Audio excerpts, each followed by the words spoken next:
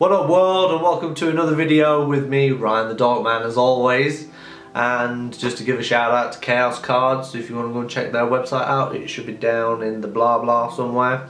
And that's where you can pick up your player's handbook and all those kind of lovely D&D things. So we're going to cover the great old one today. So in the last video, if you want to go and check out the last video, look somewhere up there, somewhere post-production, I'll put something in there, you guys will find it, it'll be good. Okay, so the great old one is in reference to entities from literature, kind of like Cthulhu.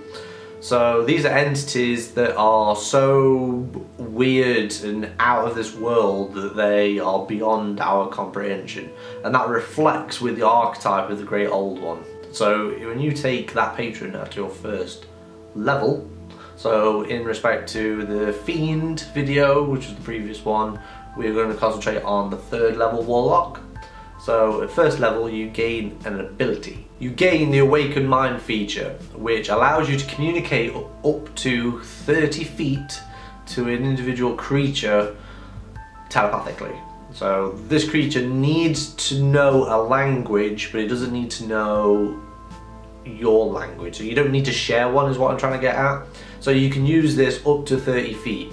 You have to be the person that initiates this contact. They can't initiate the contact with you. Even if they know that you can talk telepathically, it is you that has to do that. You don't need to use a action or a bonus action to do this. You can do this as much as you please. It is a feature that you can use in all sorts of creative ways that is just basically bound by your own, well, consciousness really. If you could think of it and it's also okay with your DM, then why not? Why not do it? At third level, you'll have space to have 4 spells that you'll know, and you'll know these all the time. So you have a very limited amount of knowledge of spells that you can cast. This doesn't include your cantrips, and this doesn't include any spells that you gain from magic items or other abilities or features that you might take or your DM might bestow upon you. But you can cast these spells at second level, and you have 2 spell slots. So you, for every short rest or long rest, you can cast 2 spells. So they're very, very quick, the Warlock, to cast these spells. So the first spell we're going to cover is Dissonant Whispers. So your character sings a melody of some description that the creature hears and causes them psychic damage, which is quite good because psychic damage is very rare when it comes to spells in D&D. Having psychic damage so quickly early on, there's very few things that can actually resist psychic damage. So the creature will make a wisdom saving throw. If it passes, it takes half damage, nothing else happens. If it fails, it takes full damage, which is 3d6, just 3d6, no additional modifiers on top. And also it loses its reaction until the end of its next turn, I believe. Just correct me down below in the comments if I'm wrong on that one. The second spell we're going to cover is Tasha's Hideous Laughter, which is a concentration spell that lasts up to a minute, and it causes a creature that you can see to fall onto the floor prone and just find everything hilariously funny. It doesn't do any damage, but it causes the creature to fall over prone and is forced to make a wisdom saving throw, because that's what they need to do to begin with. So if they pass the saving throw, it does no effect, they don't find anything funny. But if they fail, they find something funny, fall onto the floor prone, and find everything that happens funny. So every time they take damage, and at the end of their turn, they can make another wisdom saving throw. So nothing automatically allows them to pass.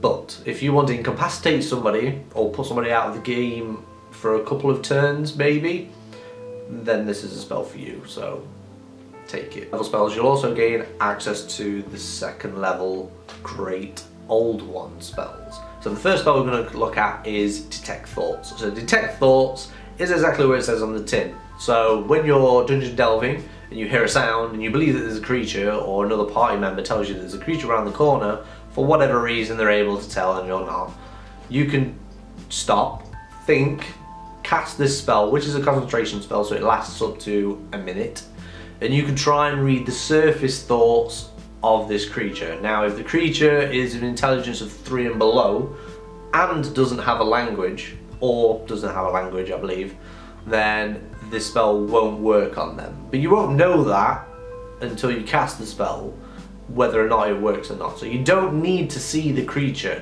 you just need to know that there's a creature there, and it causes like an area effect, and you'll be able to detect if a creature's in there, you know, in that little bubble of yours.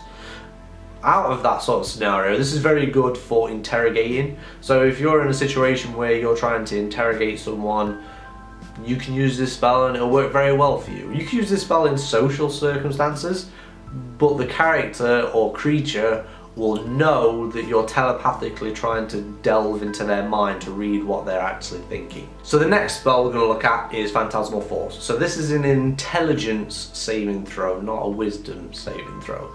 So a creature that sees that you cast this spell, which is a 10-foot cube originating from you, so you cast this Phantasmal Force, which is going to be an illusion, so technically, you want it to be a creature of some description, something terrifying.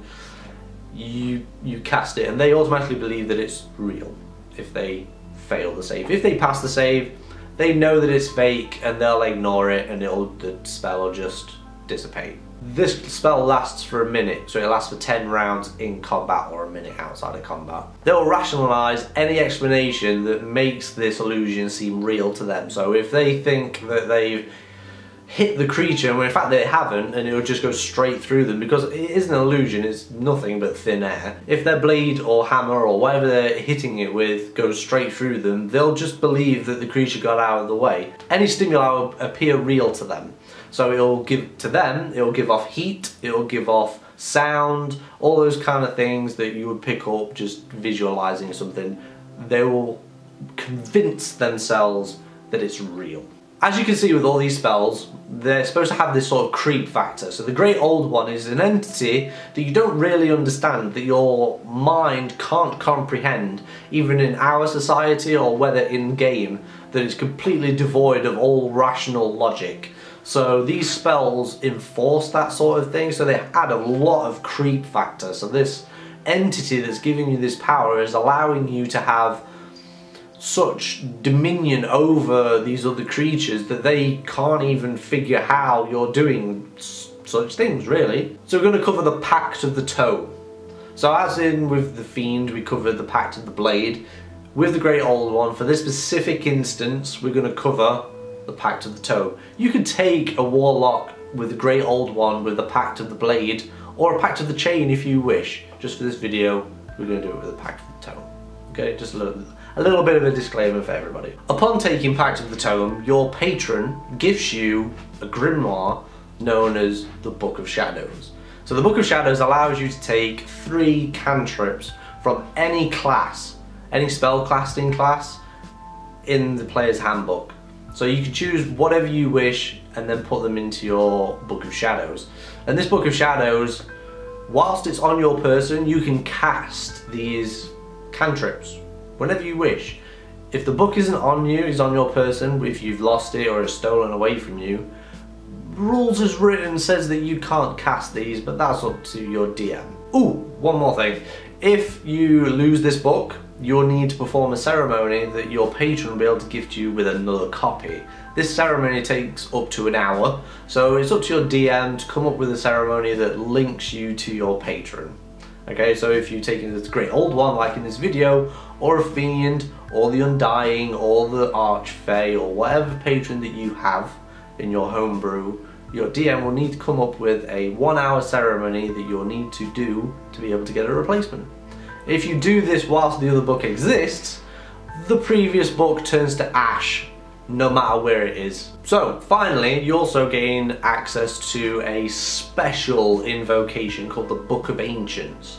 So the Book of Ancients allows you to cast rituals without casting a spell slot, because that's what rituals do. So rituals takes usually up to 10 minutes to cast, so you're not going to be using this in combat. So you can use this outside of combat, and you can also get a lot of versatility with it.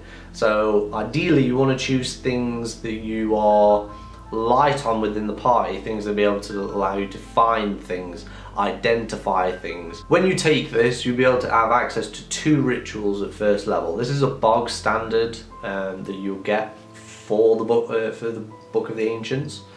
as the adventure goes on, you're able to write and inscribe more rituals into your Book of Ancients, so you're able to collect as many as you want. This has no way any sort of effect on the number of spells that you know, and because you're cast as rituals, you can just cast them as you wish without using the spell slot. So those 2 spells at level 3, 2 spell slots at level 3, you won't use them because you're casting these as more rituals.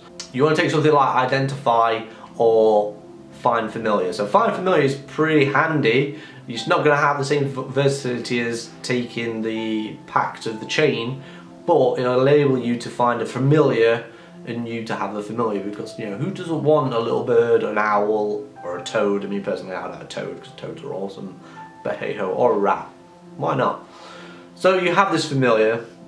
Other ones that you can take is you can take Identify. So whenever your party finds a magic item, you can identify exactly what it does by performing a ritual. So that's a 10-minute ritual to find out what this mysterious shield that the fighter has picked up.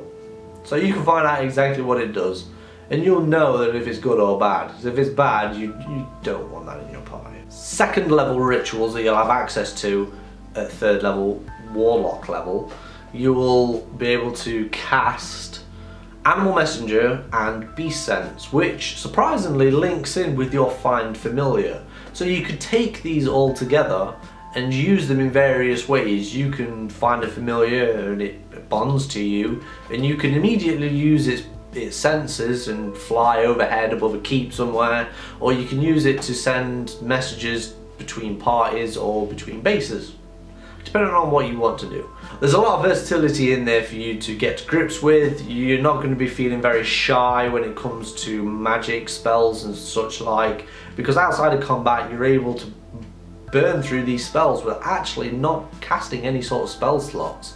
So the wizard would be able to do the same sort of thing, but you're a warlock. In my opinion, you're a lot more cool than a wizard. So guys, so that is the Warlock, great old one in its entirety at 3rd level that we're going to cover today. So as you can see, that it's completely different from the Fiend. So between the two, you can see that there's a archetype difference, and it also gives a different feeling to the class. So depending on how you want your character's upbringing to be, whether it's a patron by force, or whether it's a mutual benefit, or whether it's a blessing or a curse, it feels completely different. And the great old one doesn't disappoint when it comes to making that creep factor, or having a character that's centered around spells that are a little bit more horrific than just doing damage. I mean, in one sense it's very good to burn somebody to death, but when you're psychologically destroying them from the inside, the DM has a large task to live up to show the sort of psychic and, you know, psychic damage that has been done to this person, whether or not they go completely crazy or whether or not they just lie down on the floor and rock backward and forward calling out your patron's name. Who knows? Only you know. It's your spell. Go to town with it. Just experiment and wreak havoc on anything that you want to with this great class. So the great old one. Check the liner notes for all the details and all that sort of lovely stuff. And I will see you in the next video. Happy gaming, guys. Stay safe.